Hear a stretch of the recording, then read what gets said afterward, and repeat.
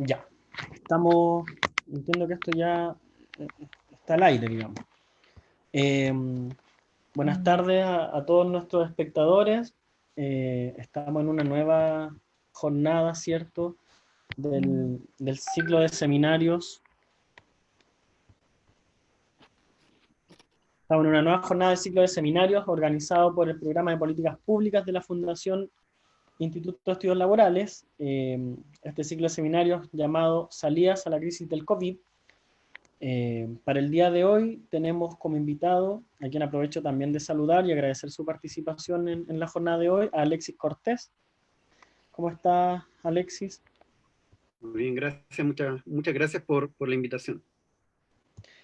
Gracias a ti por poder participar. Bueno, comentarles un poquito de nuestro invitado antes de darle el espacio para que nos pueda presentar su exposición. Alexis, él es licenciado y sociólogo de la Pontificia Universidad Católica de Chile, es máster en Sociología y doctor en Sociología por la Universidad del Estado de Río de Janeiro, y además es el director del Magíster en Sociología de la Universidad Alberto Hurtado, y según entiendo es vicepresidente del Colegio de Sociólogos y Sociólogas de Chile, si no me equivoco.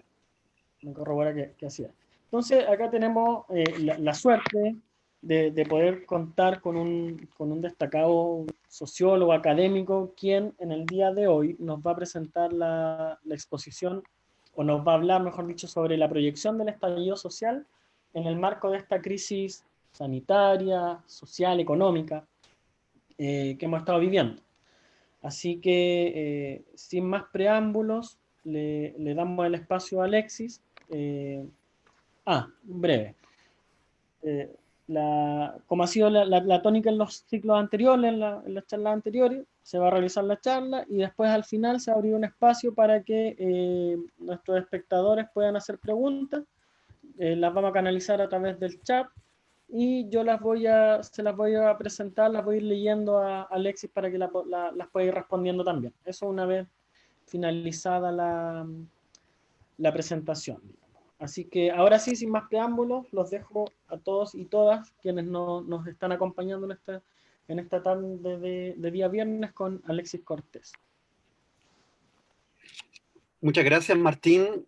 Muchas gracias a Fernando y a todo el centro por esta invitación. Estoy muy feliz de poder compartir algunas reflexiones, alguna idea en el marco de las actividades que viene realizando la CUT y en particular este Centro de Políticas Públicas, porque yo creo que hacen falta espacios como este donde gente del mundo académico y también del mundo social puedan reflexionar de manera conjunta sobre las posibles salidas a las múltiples crisis que estamos viviendo. Para comenzar mi presentación, y espero ser lo más sintético posible para que podamos pasar a la discusión, a las preguntas, a los debates, lo primero que quisiera hacer es traer a la palestra una frase que a mi juicio retrata bien los tiempos que hemos vivido últimamente antes de la pandemia, hasta antes de la pandemia. Que es una frase de Jameson, ¿no? Que dice así: es más fácil pensar el fin del mundo que el fin del capitalismo. Esta frase es importante porque retrata cómo en el mundo actual la posibilidad de pensar alternativas al orden vigente se han ido debilitando, se han ido diluyendo, y donde pareciera de que esta frase de no existe alternativa, ¿no? del momento del auge del neoliberalismo con Margaret Thatcher, llegó para quedarse. Sin embargo, si uno piensa lo que está haciendo esta crisis, ¿no? El impacto que está teniendo, cómo está modificando, ¿no? Los paisajes, las relaciones sociales, uno podría primero pensar de que esto, lo que estamos viviendo hoy, no sé, por la mitad de la población mundial bajo cuarentena más o menos, ¿no? Con una crisis sanitaria sin precedentes, con una crisis económica también sin precedentes. Este escenario era inimaginable, ¿no? 6 meses atrás. Pero, como dijo como dice el sociólogo Boaventura de Sousa Santos, con esta pandemia también se desmorona la idea conservadora de que no hay alternativa a la forma de vida impuesta por el hipercapitalismo en el que vivimos. Y es que hoy el hecho de vivir cosas que eran altamente improbables, ¿no? De generar esfuerzos sociales, ¿no? Que implican dejar atrás ciertos credos que hasta hace poco tiempo atrás eran vistos como intransformables, inmodificables, incuestionables, abren una posibilidad dramática, ¿no? De pensar otros escenarios y otras alternativas posibles. La crisis del coronavirus, la crisis pandémica, a su vez, no es comprensible sin las múltiples crisis que estábamos viviendo hasta antes que esta se detonara, ¿no? Vivimos principalmente en un contexto de crisis ambiental, ¿no? Donde el calentamiento global, donde la extinción de especies está haciéndonos vivir como tiempo de descuento, ¿no? Por lo menos a la humanidad, donde nos obliga a pensar otro escenario donde podamos tener una forma de vida más armónica, ¿no? Con la naturaleza. Una crisis política a nivel global, crisis de la democracia, crisis de la tercera vía socialdemócrata, emergencias de protofascismos, de regímenes autoritarios, principalmente de derecha, que cuestionan también ciertos valores que habíamos asumido como permanente, ¿no? Durante el siglo pasado, ¿no? Como el respeto a la ciencia, como la posibilidad de pensar una idea como la de verdad, ¿no? De hechos, ¿no?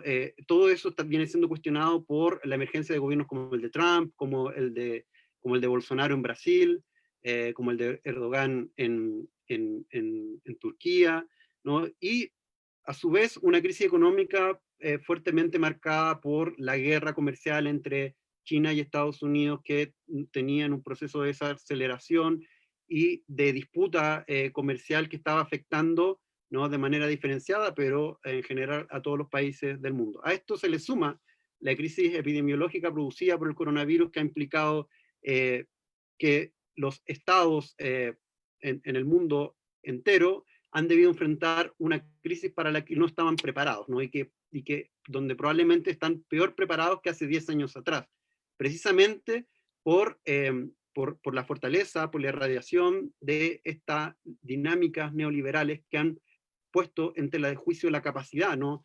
Y han ido, por así decirlo, castrando, ¿no? Han ido debilitando la capacidad de respuesta que tienen los estados nacionales para enfrentar las distintas situaciones de riesgo social a las que nos vemos enfrentados. Donde además esta crisis ha venido a reactivar o a repotenciar o a metamorfosear estas crisis previas de las cuales estábamos hablando. Por ejemplo, la, la, la, re, la reintroducción de la relevancia que tiene el debate sobre los centros y periferias en la División Internacional del Trabajo, ¿no? Hemos visto que muchos países que han afirmado el credo neoliberal en este contexto han tomado medidas más distantes, más pragmáticas, que se podrían identificar con lógicas más keynesianas de estado de bienestar, pero sin embargo, a nivel de la relación entre países, hemos visto una proliferación de dinámicas más de competencia salvaje que colaborativa, aunque hay espacios donde estos permanecen como resabios, ¿no? Como en la Organización Mundial de la Salud. Pero lo que estuvimos viendo, ¿no? A propósito de la crisis de exportación de respiradores mecánicos, de utensilios médicos de protección para el enfrentamiento de la crisis, nos hablan de la importancia de contar con industrias nacionales que sean capaces de producir y solventar la alta demanda por artículos médicos y artículos y tecnologías de alta complejidad para el enfrentamiento de este tipo de enfermedades, ¿no? Donde por otro lado la ya alarmante situación de informalidad que vivíamos en el mundo, de precarización del trabajo, hoy se ha visto reforzada. Lo mismo que la hambruna, ¿no? La proyección que realiza la ONU al respecto de duplicación de la cantidad de personas que viven bajo el hambre.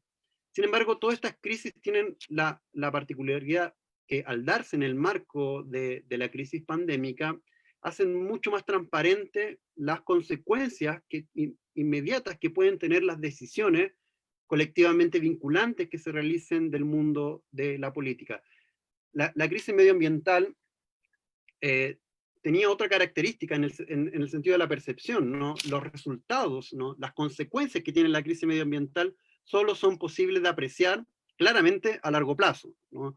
Y por eso es tan difícil de que eso afecte, ¿no? De manera más contundente la percepción de las personas sobre cómo es necesario enfrentar ese tipo de situaciones. Con la crisis del coronavirus, eso no es así, ¿no? Una decisión que se toma hoy tiene consecuencias inmediatas en quien vive, en quien sobrevive, en quien enfrenta de mejor o peor manera la crisis.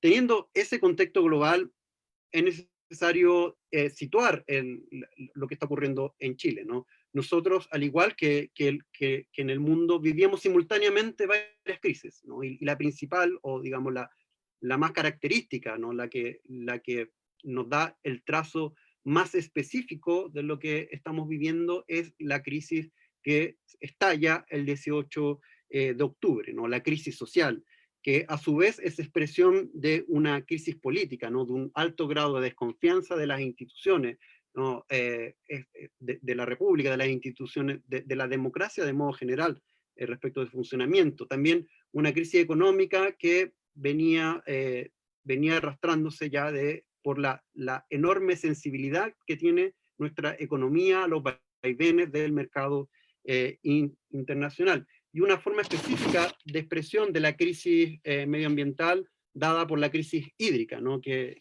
nosotros vivimos de modo particular.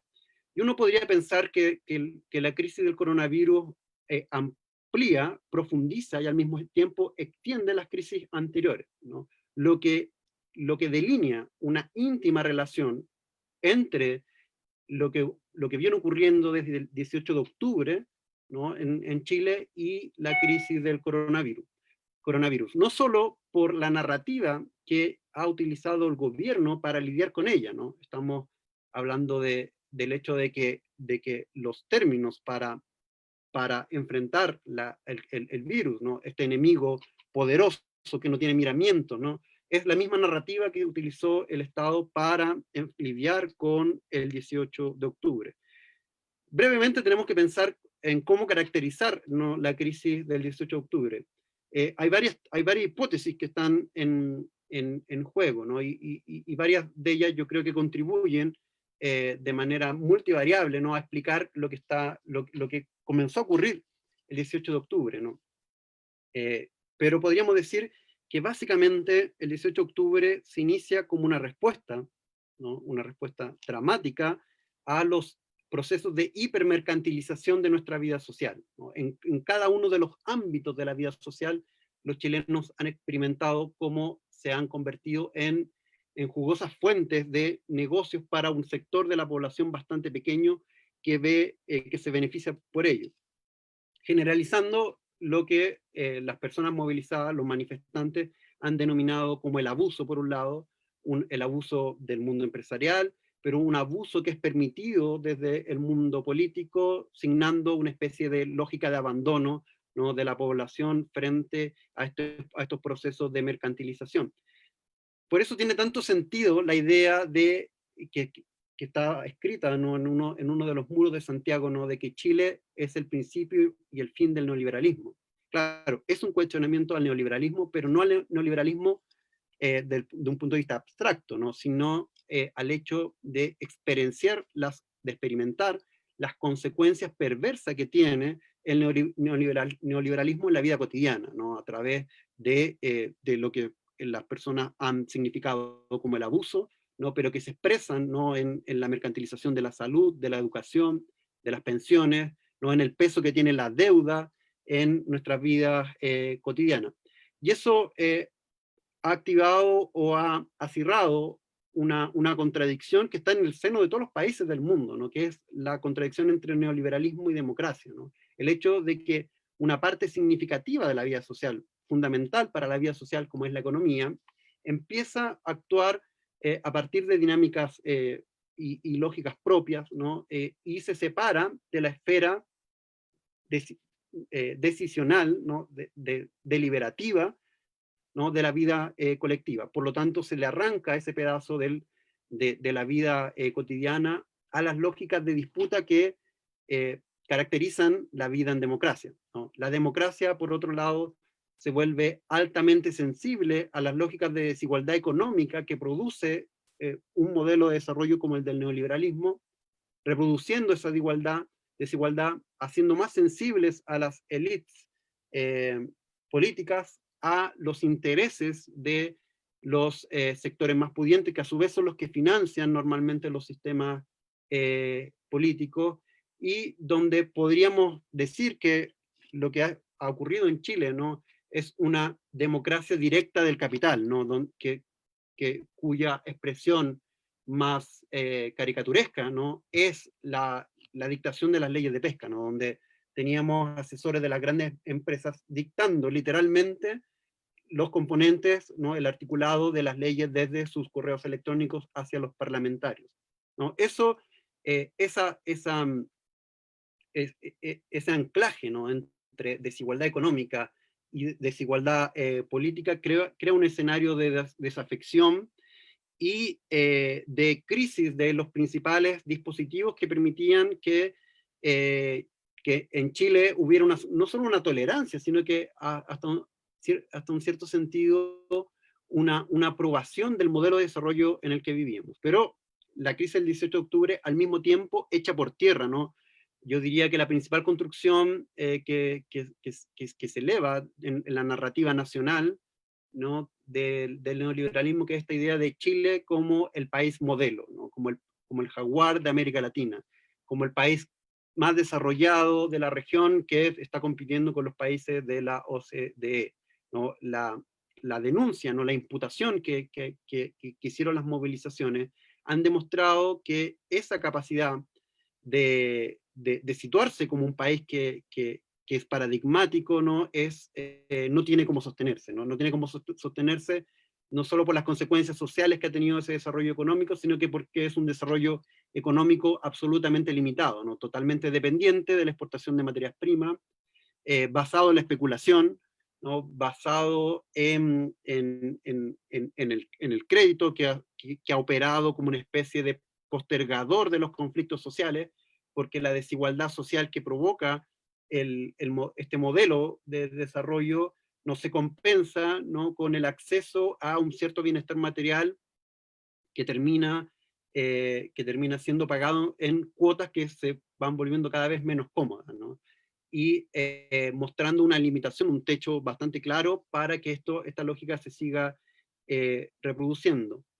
¿Por qué este escenario, sintetizado de un modo bastante apresurado, tiene una relación tan directa, tan íntima con lo que estamos viviendo hoy, con la crisis de la pandemia? Porque básicamente las preguntas que emergen en este contexto son: ¿qué tipo de sociedad está más preparado para enfrentar una situación como esta, ¿no? Y las respuestas que podemos elaborar, que podemos proponer, tomando en consideración la experiencia de los otros países, es que sociedades más solidarias y menos individualistas, sociedades más organizadas, también sociedades con más disciplina social, pero también sociedades más igualitarias son capaces de enfrentar de mejor manera esta crisis. Y esa pregunta, a su vez, está hermanada con otro cuestionamiento, que es: ¿qué tipo de Estado está mejor preparado para enfrentar una crisis sanitaria como la que vivimos hoy, ¿no? Y la respuesta, tomando en consideración también la experiencia global, es que son aquellos países que cuentan con estados con mayor musculatura, con una mejor estructura pública, con mayor capacidad de intervención, con mayor capacidad de protección de su sociedad, pero también con una capacidad de inversión más robusta en salud pública, en educación pública, con mayor inversión en ciencia, con mayor capacidad de orientar y de reorientar sus capacidades productivas, son aquellos estados que se ven mejor preparados para enfrentar esta crisis. Y esta caracterización coincide en buena medida con lo que la crisis del 18 de octubre devela, ¿no?, que es que el tipo de sociedad y el tipo de Estado que hemos construido, ¿no?, en las últimas décadas en el país, en las últimas 3 décadas, 4 décadas, no son las más indicadas. Para el 18 de octubre, podríamos decir, no son las más adecuadas para vivir de mejor manera, pero hoy además podemos decir que no son las más adecuadas para sobrevivir, ¿no? Que ponen en riesgo la continuidad de nuestras vidas, ¿no? Y por eso es tan importante hacer esta conexión y pensar que la advertencia, ¿no? Que las alarmas que el 18 de octubre prendieron para nuestra sociedad están más actualizadas y tienen más sentido que nunca, ¿no?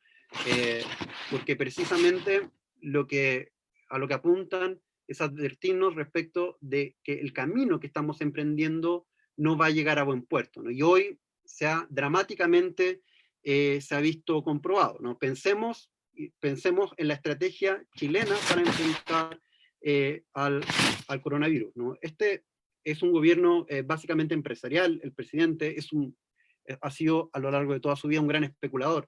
Y uno podría decir, sin mucho miedo a equivocarse, que este gobierno especuló con la crisis, ¿no? Y especuló tratando de apostar a ganador, no pensando tanto en metas de salud pública, sino más bien en la concepción de esta crisis como una gran oportunidad para desmovilizar a los sectores sociales que venían activamente contestando las políticas y el modelo de desarrollo que estamos viviendo. Si no hubiese habido una pandemia como esta, difícilmente, ¿no?, las movilizaciones que se venían dando de manera constante y sistemática se hubieran parado. Solo una pandemia podría haber detenido la fuerza de esa movilización. Pero esa suspensión, ahora podemos decir, ha sido momentánea, ¿no? Ha sido circunstancial y no se ha detenido del todo, ¿no? El 18 de octubre, la fuerza demoledora que liberó continúa activa y cada cierto tiempo emerge, ¿no? Con la misma fuerza magmática, ¿no?, del 18 de octubre, ¿no? Con la fuerza que tiene un volcán en el momento de hacer erupción. Hoy hemos visto también, ¿no?, que la estrategia del gobierno para enfrentar la crisis ha sido la reactivación de una agenda empresarial, la posibilidad de retomar la iniciativa legislativa, aprovechando la oportunidad para aprobar una serie de leyes que no fueron elaboradas para responder al 18 de octubre, sino que se vieron facilitadas en su tramitación por esta crisis, ¿no? La ley del teletrabajo, los intentos de modificar la institucionalidad de inteligencia, ¿no?, que permite mejorar la dinámica de represivas, son parte de ese esfuerzo. La agenda empresarial, ¿no?, las medidas que han buscado proteger a la empresa más que al trabajo, ¿no? De manera bastante eufemística. La ley se llama de protección del empleo, ¿no? Esto es una lógica un poco orwelliana, ¿no?, como en 1984, donde el Ministerio de la Guerra se denominaba como el Ministerio de la Paz, ¿no?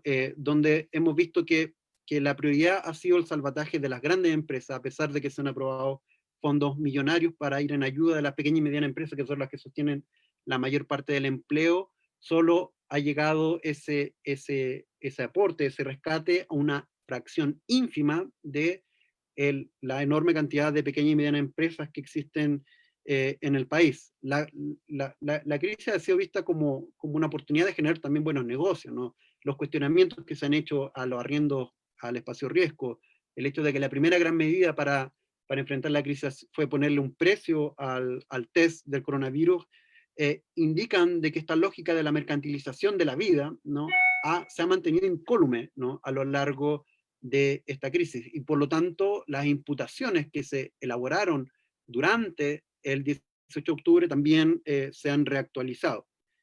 Por otro lado, a nivel de las medidas sanitarias, hemos visto que han sido medidas reactivas, contradictorias, ¿no?, como la existencia de estas cuarentenas parciales y dinámicas que si bien atenuaron y postergaron el inicio del ápice, del punto más alto de la crisis de contagios, no fueron capaces de anular ni de reducir, ¿no?, el impacto de la crisis.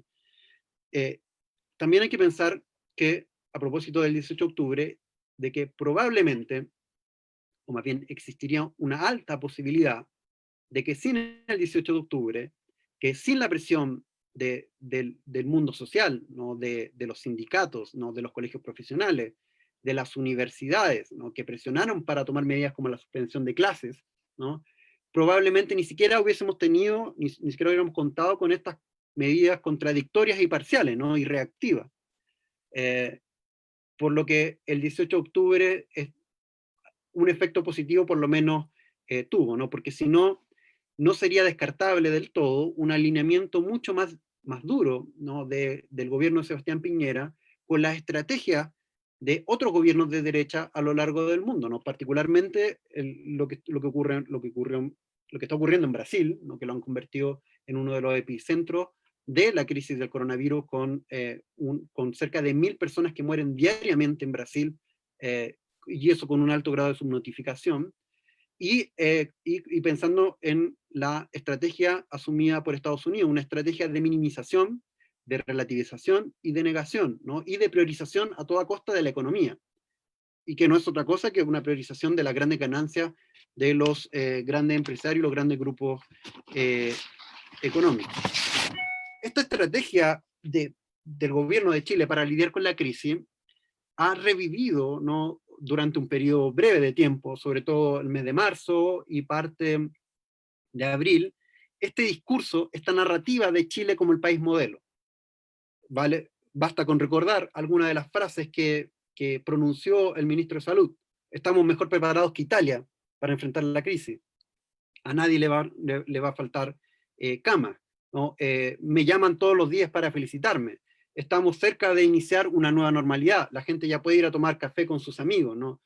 Toda una discursividad que se basó también en un alto grado de soberbia, en una incapacidad de escuchar al mundo social por un lado y al mundo científico por otro, que estaba alarmando respecto de que las buenas cifras que estábamos viviendo o eran producto de la subnotificación, eran producto de las debilidades de nuestros modelos para recoger información, y eran producto eran un producto parcial, eran un producto momentáneo de algunas de las medidas más importantes que se tomaron a lo largo de este periodo, ¿no? Como resultado de eso, tenemos en la región metropolitana la cesantía más alta de los últimos 35 años, la reincorporación de Chile al mapa del hambre, movilizaciones que nuevamente se realizan, y ahí no, tenemos otro eco del 18 de octubre, ya no por la sensación de abuso,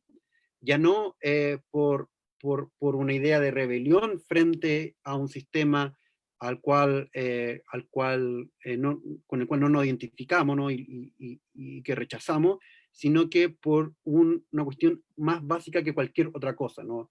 La cruel disyuntiva de que la población, que parte de nuestra población, una parte significativa de nuestra población, tenga que elegir entre morir por el virus o morir de hambre, ¿no?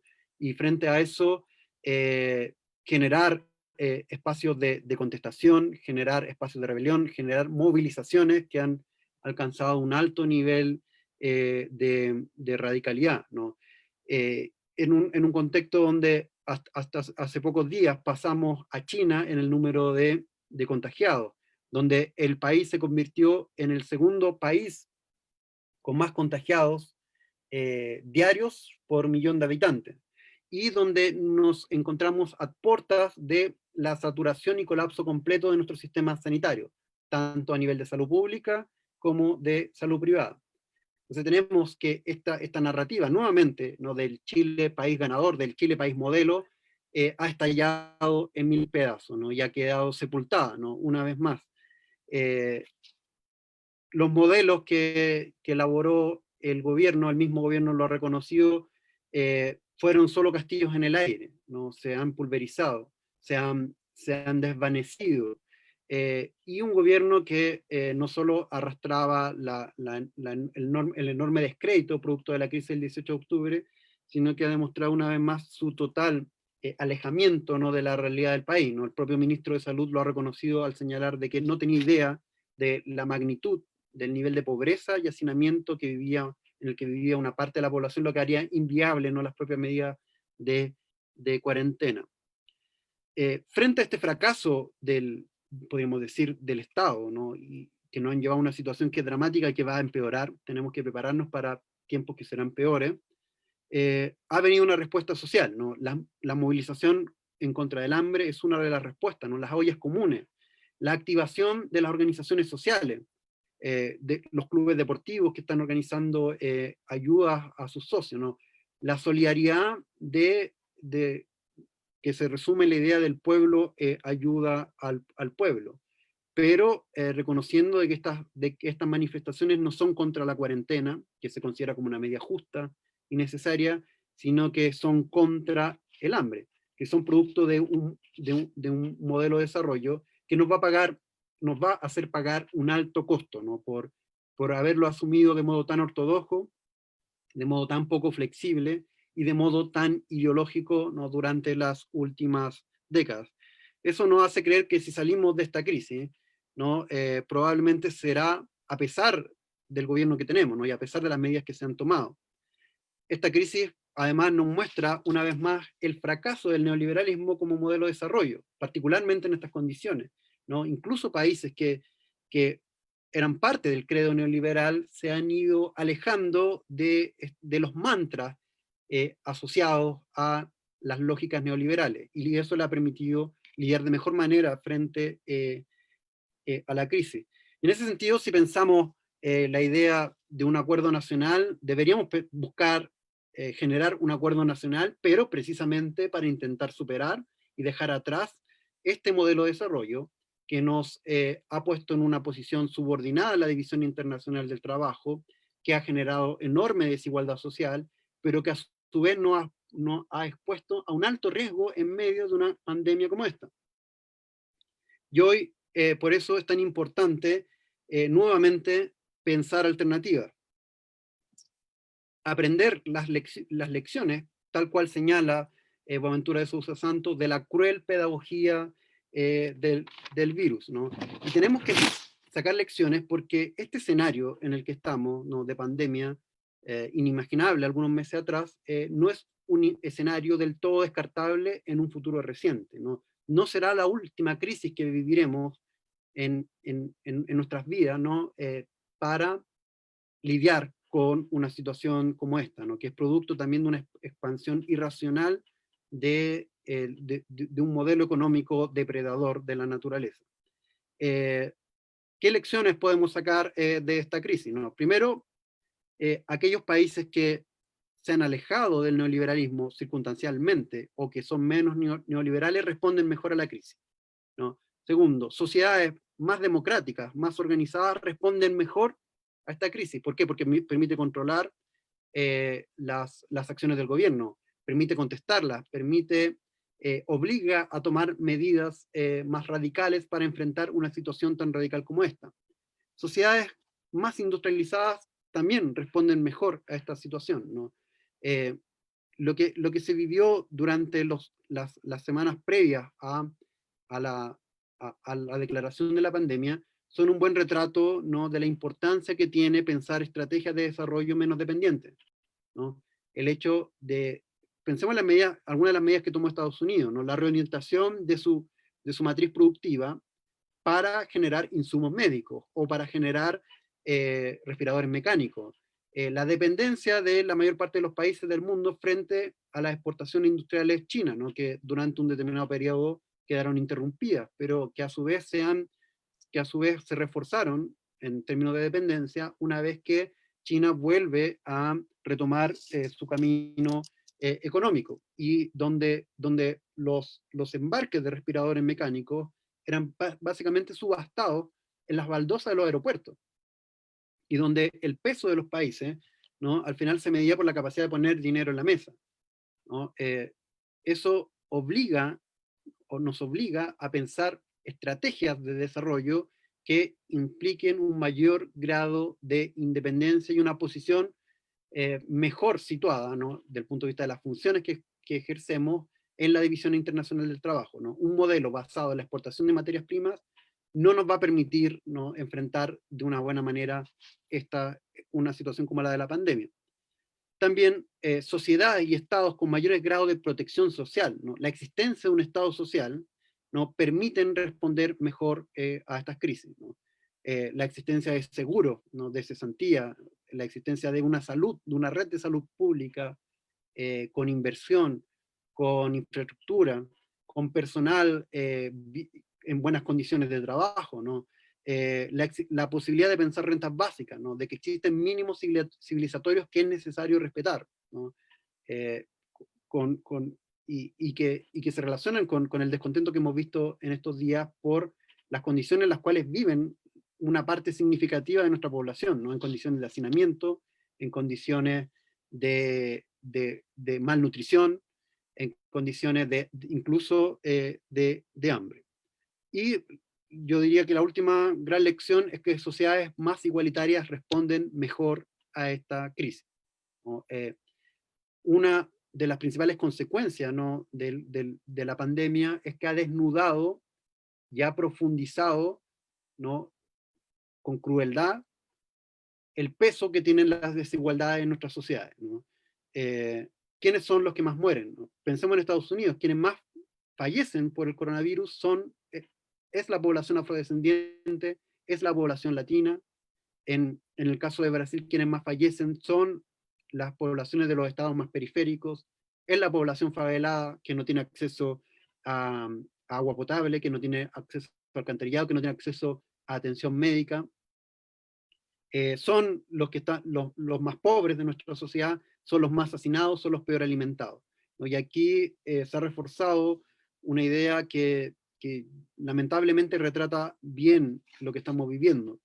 No estamos en el mismo barco, ¿no? Estamos en la misma tormenta, ¿no? No es lo mismo enfrentar una cuarentena y una pandemia, ¿no? En situaciones de privilegio, ¿no? Y esta es una sociedad que se ha encargado de, de producir enormes privilegios para un sector muy minoritario de nuestra sociedad, ¿no? Que hacerlo en las condiciones que ya he reseñado, ¿no? En condiciones de pobreza, en condiciones de hacinamiento, en condición migrante, en condición de informalidad, en condición de trabajo precario, ¿no? Para cerrar, una conclusión que yo creo que es importante realizar es que si bien esta crisis ha demostrado una vez más el fracaso de un modelo como el neoliberal para enfrentar la vida cotidiana, eso no quiere decir de que sea una derrota del neoliberalismo, ¿no? Ni que el neoliberalismo vaya a desaparecer. Sí está generando mayores condiciones para su cuestionamiento. Hay que pensar en este texto bien importante de Naomi Klein, ¿no? La doctrina del shock, donde es precisamente en circunstancias extraordinarias como esta, donde el neoliberalismo logra asentarse con más fuerza, ¿no? Porque se aprovecha, determinadas élites aprovechan las condiciones de pasmo en la sociedad, de imposibilidad de respuestas más activas, ¿no? Aprovechan el trauma que significa una guerra, un desastre natural o una pandemia para hacer avanzar una agenda neoliberal que reduce el Estado, que aumenta las desigualdades, que mercantiliza más sectores de la vida social. Sin embargo, el cómo se enfrenta una crisis como esta, si esto deriva en un reforzamiento de las lógicas neoliberales o en su superación, depende únicamente de cómo las distintas sociedades signifiquen e interpreten y conciban, ¿no? La crisis social, ¿no? Sociedades que tengan más capacidad para interpretar de un modo que implique un cuestionamiento de las lógicas del poder, mayores grados de movilización, para llevar las sociedades hacia salidas más igualitarias, ¿no? Es el principal factor que determina qué tipo de salida tendremos frente a esta crisis, ¿no? Y es claro, la crisis del 18 de octubre, si bien hace más profunda algunas de las consecuencias que se reactivan, que se refuerzan con la crisis del coronavirus, esto al mismo tiempo nos permite tener más posibilidades de cuestionar, ¿no? Y de cambiar el rumbo de nuestra sociedad para orientar nuestro modelo de desarrollo, para pensar un modelo de desarrollo, un modelo de sociedad que apunte a un cambio en esa matriz productiva, a la construcción de una sociedad más igualitaria, a la construcción de una sociedad más democrática, a la construcción de un Estado social de protección. Y en ese sentido, yo creo que hay chance, ¿no?, de pensar un cambio en nuestra trayectoria, en lo que hemos vivido hasta hoy, precisamente porque Chile despertó.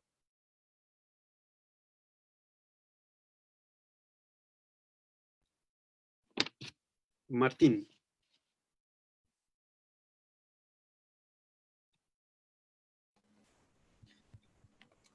Muchas gracias, Alexis, por esta exposición tan aclaratoria sobre lo que se está viviendo ahora desde un punto de vista más del movimiento social, digamos, desde esa perspectiva. Mira, acá nuestros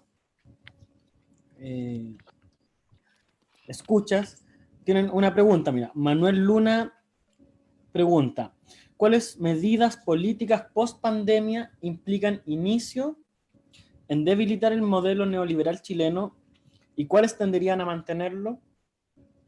Eso nos pregunta Manuel Luna. ¿Cuáles medidas políticas post pandemia tenderían a debilitar el modelo y cuáles tenderían a mantenerlo? Javiera González también nos pregunta: ¿qué salidas políticas ves a la crisis más allá de cambiar la Constitución?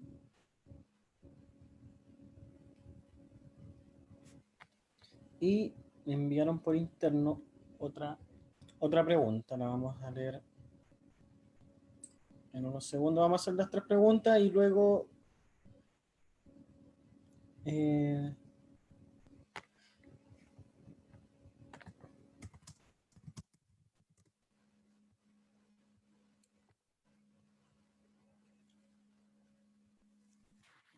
o Alexis, ¿podemos darle con estas 2 preguntas por mientras y después continuamos con las demás? Perfecto. Me parece que ambas preguntas apuntan a lo mismo, ¿no? Y que tiene que ver con la dimensión política de la crisis.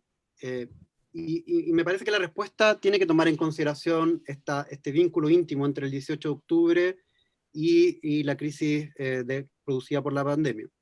Y lo que primero podríamos decir es que hay una cierta paradoja, ¿no?, por tras de las consecuencias políticas que ambas crisis van a tener. Porque por un lado, podríamos decir que hay un aumento de la politización. ¿No? Con la crisis de octubre eso es evidente, ¿no? Hay un proceso de politización acelerada, una capacidad de las personas de vincular de modo más directo, no su experiencia personal, con la sociedad y también con su historia específica, ¿no? O sea, decir que los problemas que yo vivo no son producto de las malas decisiones que he tomado, de la falta de esfuerzo, como es el mantra que como sociedad se instaló durante mucho tiempo, es decir, que los pobres son pobres porque no se esfuerzan, ¿no? Que esa es como la respuesta como del sentido común neoliberal que se ha dado, y los chilenos fueron capaces de en un corto de un periodo muy breve de tiempo de generar alto grado de politización, o sea, de vincular sus trayectorias personales con las trayectorias colectivas y la del sistema político, imputándole al mismo la producción de la crisis y la generalización de las lógicas de abuso. Pero al mismo tiempo, esos procesos de politización vienen acompañados de un alto grado de inorganicidad, ¿no? En el caso del 18 de octubre, tuvimos un periodo donde eso iba acompañado al mismo tiempo de de un cierto tándem, ¿no? De una cierta eh, reforzamiento mutuo del mundo inorgánico, de la movilización y el mundo organizado, ¿no? El papel que jugó la Mesa Unidad Social en ese sentido es fundamental, ¿no? Y lo aleja de otras trayectorias y de otras experiencias como la que ocurrió en junio de 2013 en el caso de Brasil, ¿no? Donde la movilización nace con la misma fuerza volcánica, pero donde termina eso orientándose en una agenda que termina siendo antiprogresista contra el mundo sindical, contra el mundo político de la izquierda y que termina generando como resultado inesperado una figura como la de Jair Bolsonaro en el poder. Entonces, y por otro lado, con el caso de la pandemia, estamos viendo un proceso de politización en el sentido más básico de lo que la política es, ¿no? Que es el cómo se toman decisiones colectivamente vinculantes, ¿no? La política nace, ¿no?, históricamente como una forma de lidiar, de intentar dar un orden para enfrentar la naturaleza y aumentar las capacidades de sobrevivencia de los seres humanos. Hoy la política como que ha recuperado ese hilo más básico, ¿no? Más primitivo de la política, ¿no? Porque hoy las medidas que se toman, además de que tienen un efecto inmediato, ¿no?, apuntan a la necesidad de la sobrevivencia, ¿no? Y eso hace más transparente, ¿no?, la idea de la política. Y cosas y argumentos como el de no importa por quién vote, porque mañana me tengo que levantar igual a trabajar, pierden todo sentido, ¿no? Si es que alguna vez eso tuvo sentido, ¿no? Pero lo que es cierto es que esa lógica estaba instalada en nuestra sociedad, que era una forma de despolitización que también nos está haciendo pagar costos en el día de hoy, ¿no? Por otro lado, pero al mismo tiempo estamos viendo que la dimensión de inorganicidad, ¿no?, que estaba presente en el 18 de octubre, hoy también se amplifica, ¿no? Y eso puede generar una sincronía entre el mundo político y este nuevo mundo social que se toma a las calles, ¿no? Lo que haga más tardía, ¿no?, la posibilidad de conformación de proyectos alternativos que impliquen una superación de las lógicas neoliberales en lo inmediato, ¿no?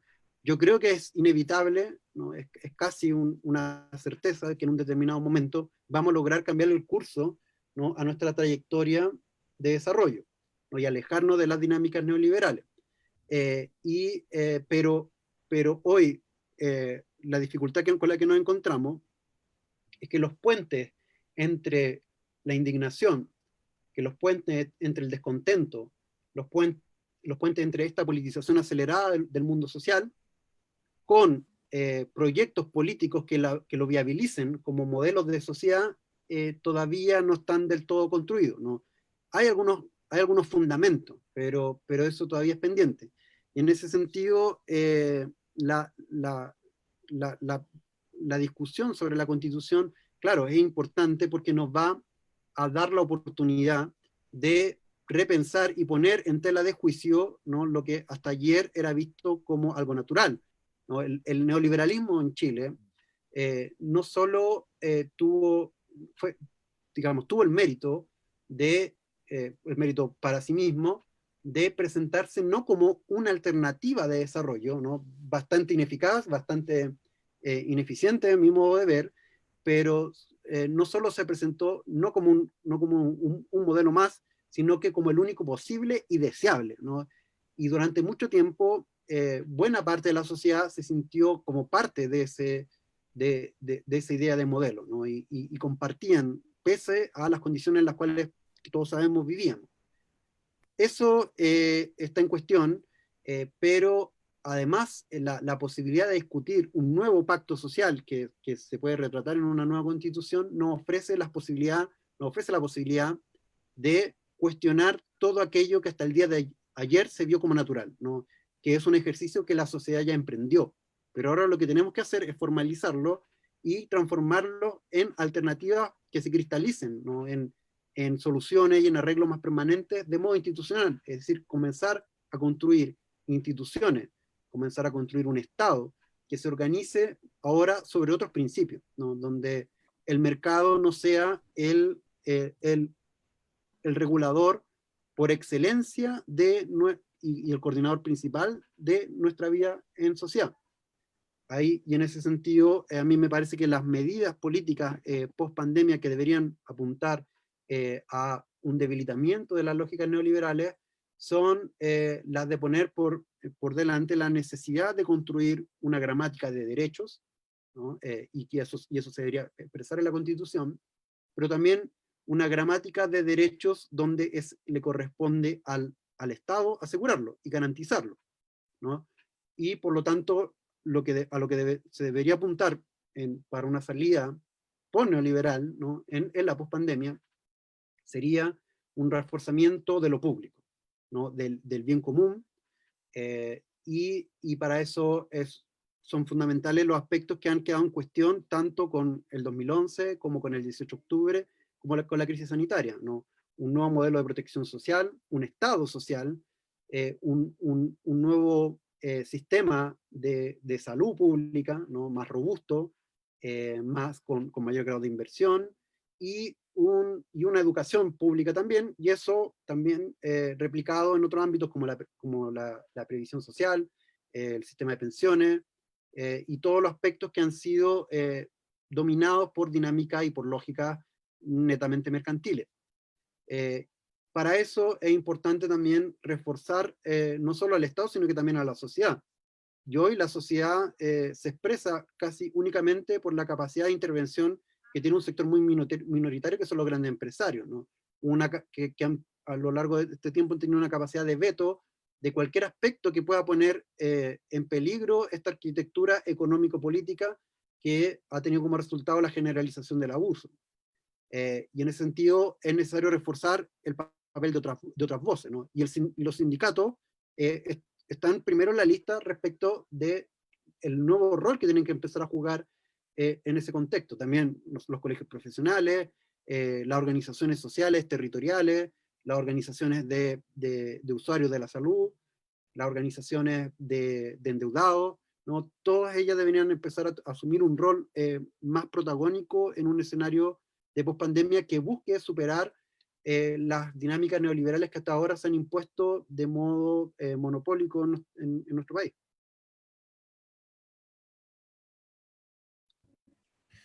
Ya. Alexis, mira, tenemos dos preguntas más. Una dice,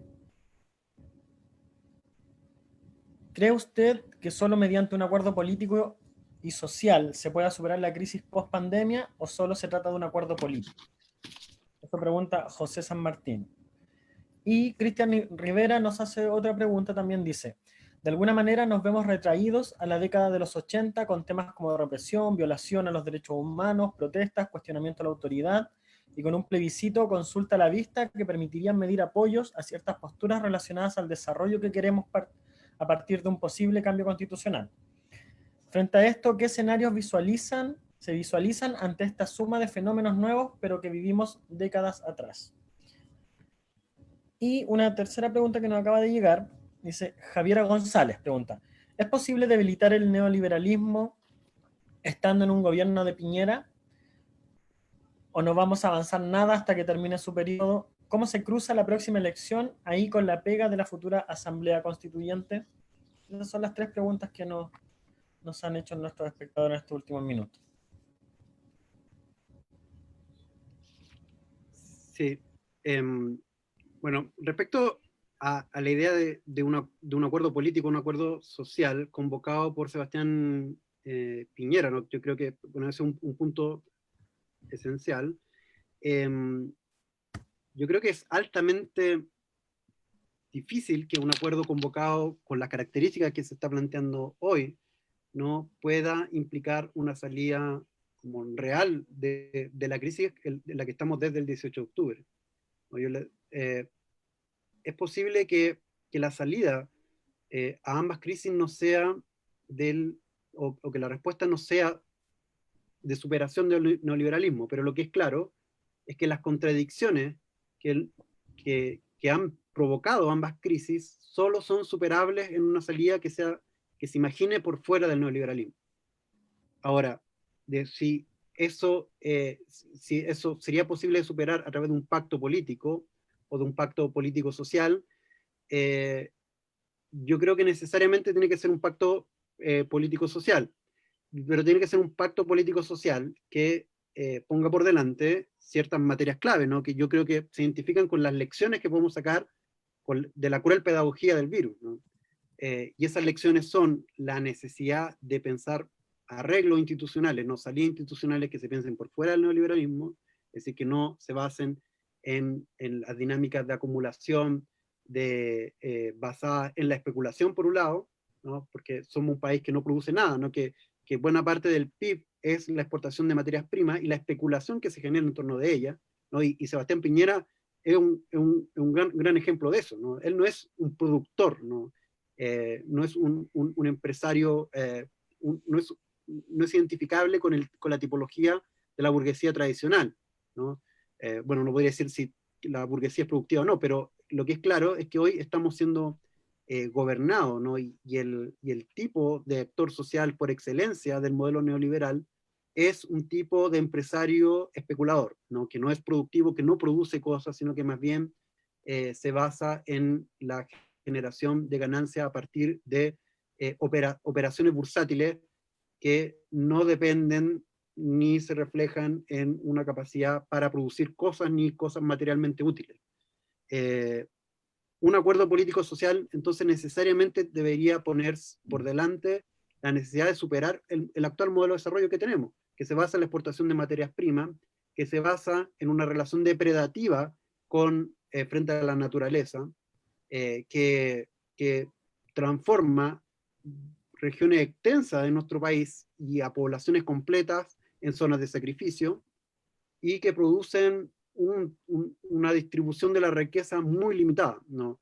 Eh, el, Me parece que el segundo componente de un acuerdo político-social tiene que apuntar a la superación de la desigualdad social, ¿no? Si bien en Chile ha disminuido la desigualdad social medida como Gini, como el índice de Gini, ¿no? En el último tiempo ha disminuido, pero de modo poco significativo, podríamos decir, pero es claro que ha disminuido.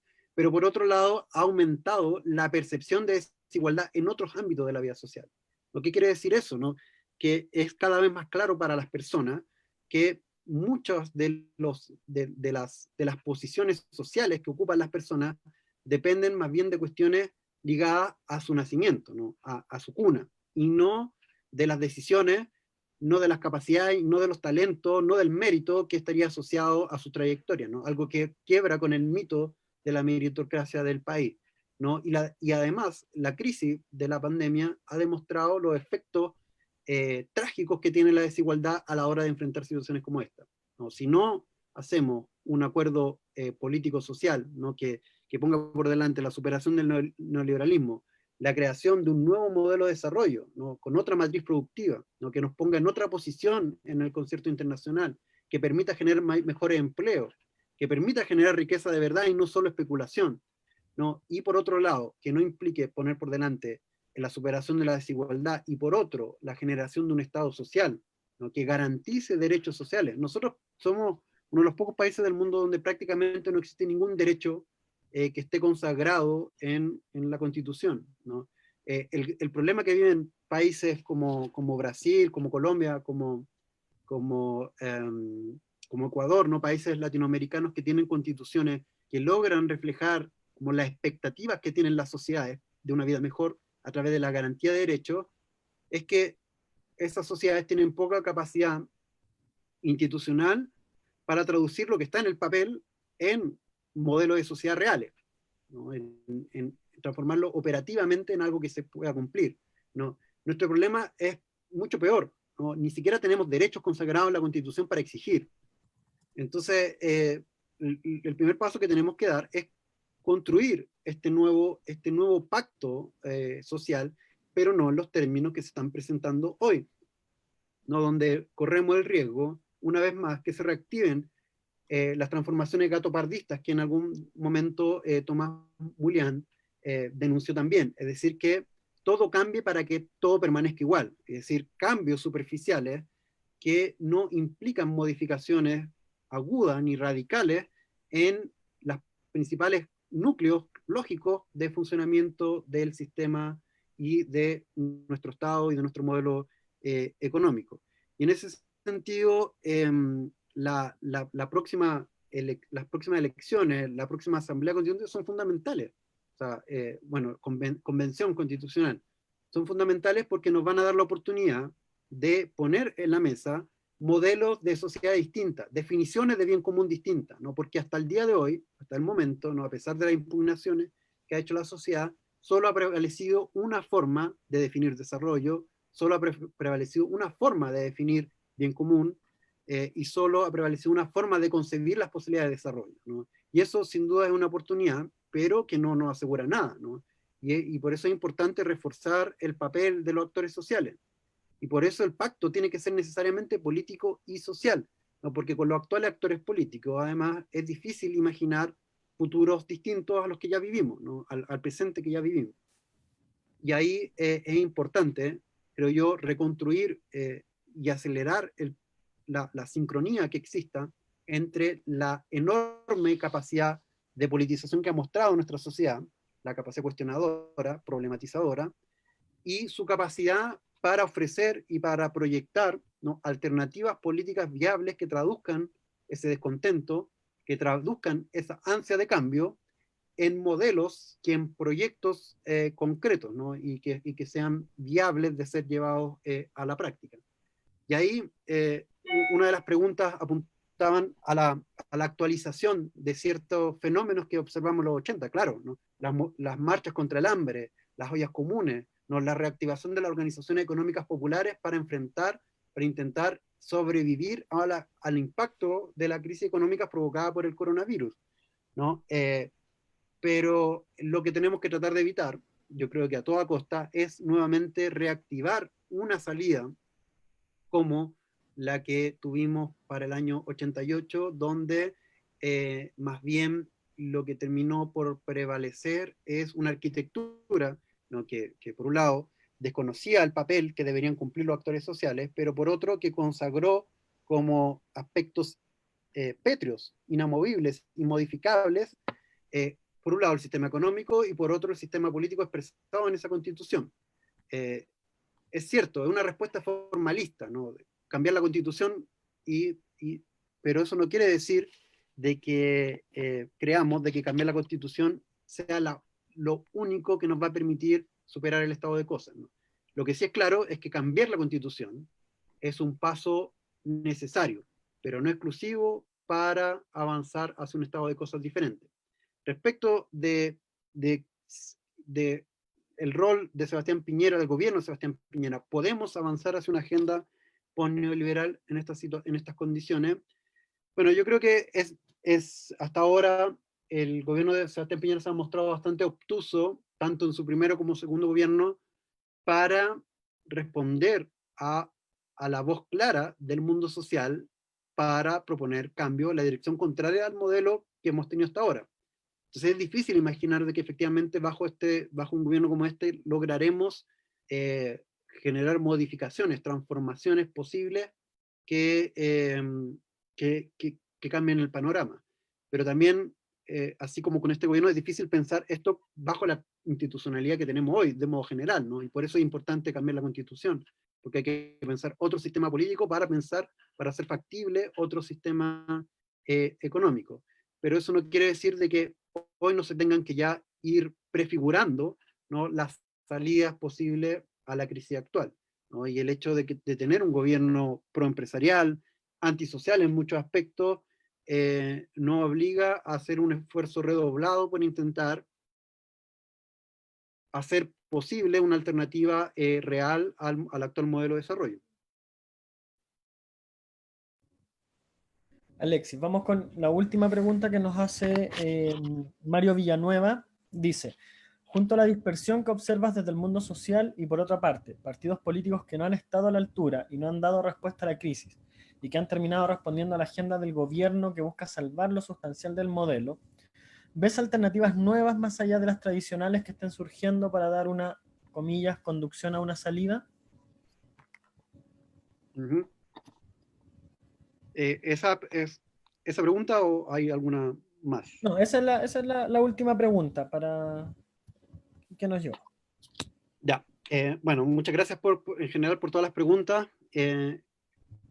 La pregunta de Mario también es súper importante y refuerza como que en realidad lo prioritario hoy es la discusión política, ¿no? Claro, tenemos que tomar medidas de emergencia sanitaria, pero hoy es un momento eminentemente político.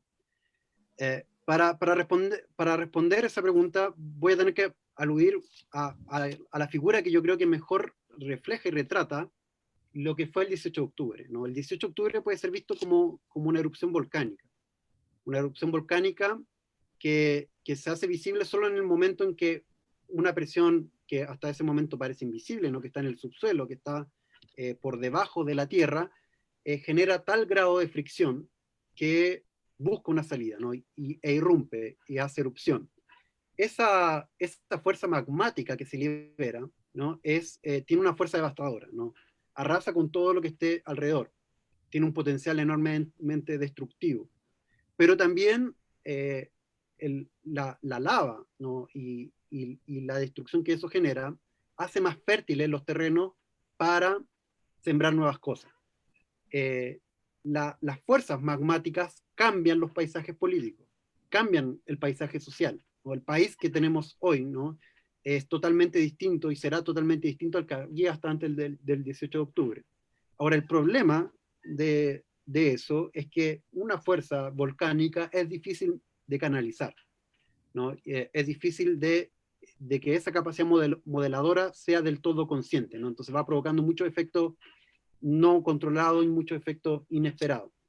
La tarea política de los sectores que defienden agendas transformadoras, ¿no? Agendas progresistas, agendas reformistas o revolucionarias, es intentar canalizar de alguna manera esa fuerza para que a la hora de la solidificación, ¿no? de esta erupción, esta se cristalice, ¿no? en una institucionalidad, ¿no? en arreglos más permanentes que vayan en direcciones que nos permitan, ¿no? superar el estado de cosas, ¿no? Y esa es la tarea del momento, pero es una tarea muy, muy difícil.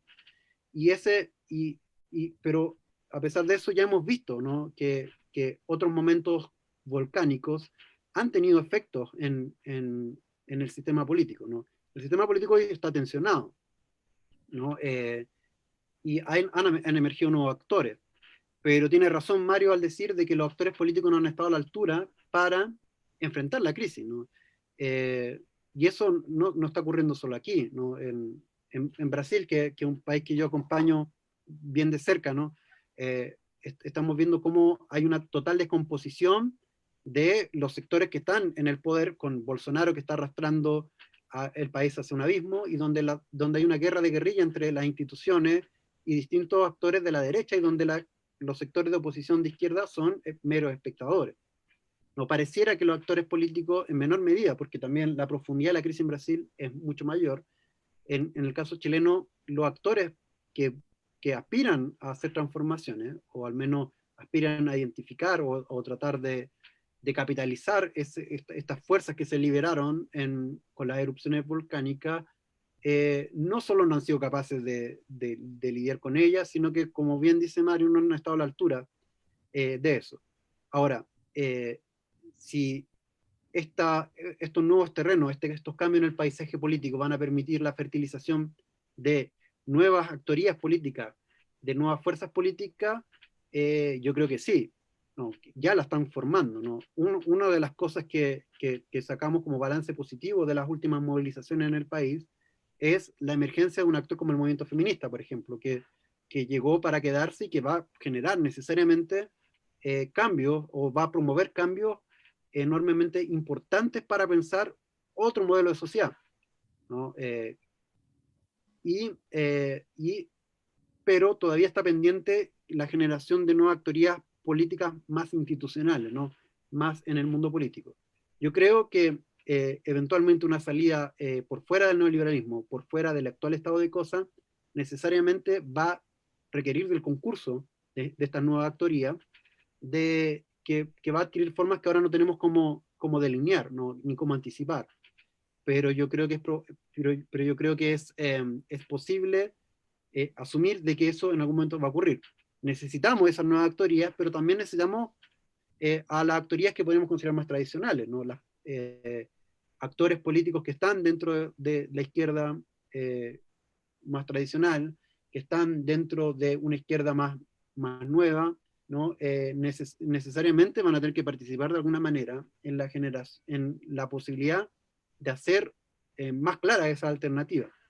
Entonces, yo creo que necesariamente la respuesta no estará del todo en lo nuevo, sino que será una respuesta más híbrida, ¿no? Que va a requerir de multiplicidad de voces, va a requerir de capacidad adaptativa de los actores políticos que quieran sobrevivir a esta crisis, ¿no? Porque yo creo que vamos a tener una nueva reconfiguración del sistema partidario, ¿no? Hay muchos partidos que, bueno, Chile normalmente lo caracterizan por ser países por ser un país con partidos muy estables, ¿no? Desde el punto de vista político. Yo creo que eso lo vamos a vivir, vamos a ver una modificación de ese esquema necesariamente, ¿no? En ese sentido, nosotros nos vamos a introducir de manera un tanto tardía a ciertos fenómenos que se dieron en otros países de América Latina, como Ecuador, Venezuela, Bolivia, donde los antiguos partidos que hegemonizaron la vida política de esos países quedaron reducidos casi a ceniza, ¿no? Ya mínima expresividad en el mundo político actual. Yo creo que eso es probable que ocurra, ¿no? El paisaje político ya se ha modificado significativamente, ¿no? Para bien o para mal. Y es posible, o sea, y es bien probable que eso siga ocurriendo, que sigan habiendo metamorfosis y que esas metamorfosis impliquen nuevos actores, pero también reconfiguración de viejos actores que en algún momento espero que puedan ponerse a tono, ¿no? con estos nuevos tiempos. Muchas gracias, Alexis. Ahí fueron respondidas todas las preguntas. Agradecemos también a todos nuestros, a todos los participantes, a todos los espectadores que nos acompañaron el día de hoy. Agradecemos nuevamente a Alexis, doctor en sociología, máster en sociología también, y director del magíster en sociología de la Universidad Alberto Hurtado.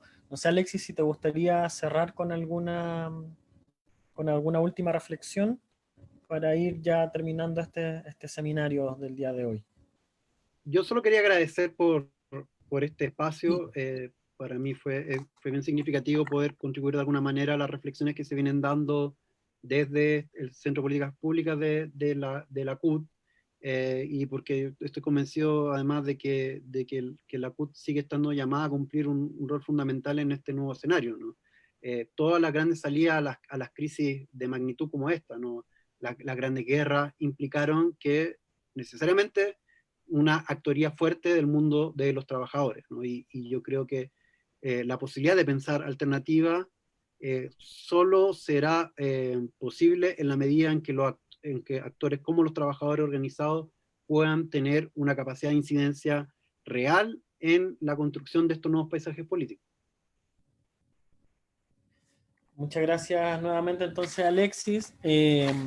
Agradecemos tu disposición, tu disponibilidad para poder participar en este escenario y los dejamos a todos invitados para esperemos el próximo viernes para continuar con los ciclos de seminarios del programa de políticas públicas de la FIEL en conjunto con la CUT. Así que eso, les agradecemos y vamos cerrando ya esta jornada de día viernes. Hasta la próxima. Muchas gracias, cuídense todos.